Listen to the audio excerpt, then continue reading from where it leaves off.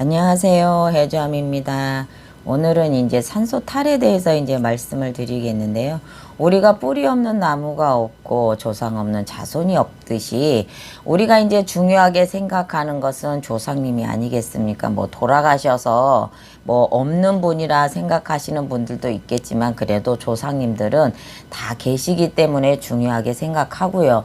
근데 이제 요즘에는 이제 조상님들이 돌아가시게 되면 여러 가지 형태로 모시는 경우가 많은데 옛날에는 매장법을 굉장히 많이 선호했었고 그 방법밖에 없었지만 지금은 이제 화장법에다가 이제 수목장으로 이제 굉장히 폭이 넓어졌잖아요. 그런데 이제 매장법을 했을 때는 문제가 되는 게 뭐냐면 산소가 이제 산소 탈이 나게 되면 우리 후손들이 굉장히 힘이 들고 버겁습니다. 집안에 우환도 들고 근심 걱정도 많아지고 사고 수도 많아지고 거기에다가 관제 구설도 일어나고요. 거기에다 건강까지 나빠지면서 이 자손들이 무엇인가를 하려고 할 때 자꾸 막히는 형국이 일어나면서 거기에다가 금전환란도 일어납니다.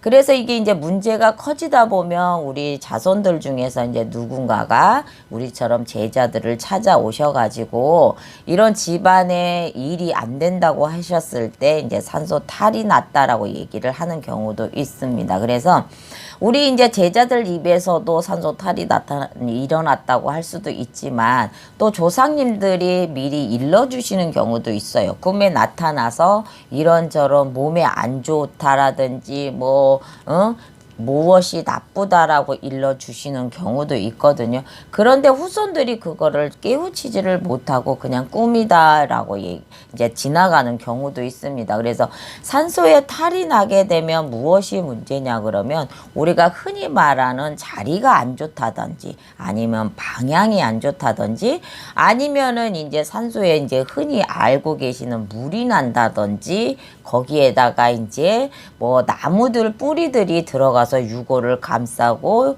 또 관을 감싸고 이런 경우도 있고 거기에다가 집안이 안 좋으려고 하다 보면 이제 뱀이라든지 아니면 짐승들이 막 파헤쳐서 들고 날고 이렇게 하는 경우도 있습니다. 그래서 여러분들이 매장을 하고 이랬을 경우에 산소를 가잖아요. 그래서 이제 요즘에는 바쁘다는 이유로 뭐 멀다는 이유로 찾아가지 않는 산소들도 많이 늘어났다고 하는데 그래도 이제 찾아가는 후손들은 한 번쯤 그냥 인사만 꾸벅하고 오시는 게 아니고 둘러보시고 살펴보셔서 무엇이 문제인지 탈이 없는지를 꼼꼼히 살펴보시는 것도 괜찮을 것 같습니다. 우리가 조상님들이 이제 산수에 계시고 매장이 됐을 때는 그 산에 명기도 받고 정기도 받아서 우리 후손들을 잘 되게 해달라고 하시는 경우도 참 많거든요. 알면서도 나 몰라라 하고 찾아가지 않으면 산신님에서도 이제 벌전을 내립니다. 너희들은 왜 이렇게 관리도 안 하면서 나 몰라라 조상님을 내버려 두느냐 이렇게 할 수도 있고요.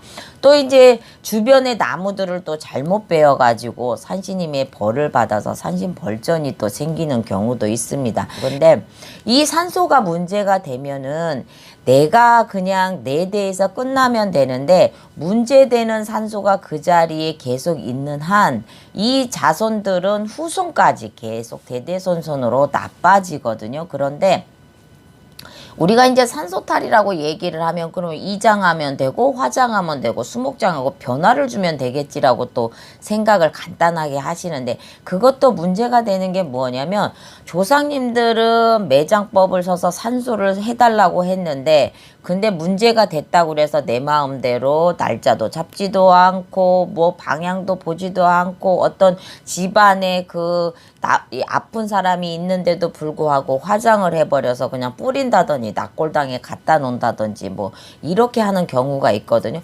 그러면 또다시 문제가 되는 겁니다. 그래서 여러분들이 이제 산소를 이장하거나 무슨 변화를 가질 때는 우리 같은 제자들을 찾아와서 그 집안의 모든 분들 날짜를 잘 뽑아서 거기다가 또 화장을 해도 되는지 아니면 이장을 해도 되는지 이거를 잘 살펴봐 주셔야 되거든요. 그래서 이제 이게 문제가 없이 살아가면 되는 겁니다. 그래서 여러분들의 가정에서 또 산소에 계시는 조상님도 편안하게 천도를 보내시고 또 산소탈도 잡으셔서 가족의 그다음에 후손들도 다 편안하게 지내셨으면 합니다. 여러분 감사합니다.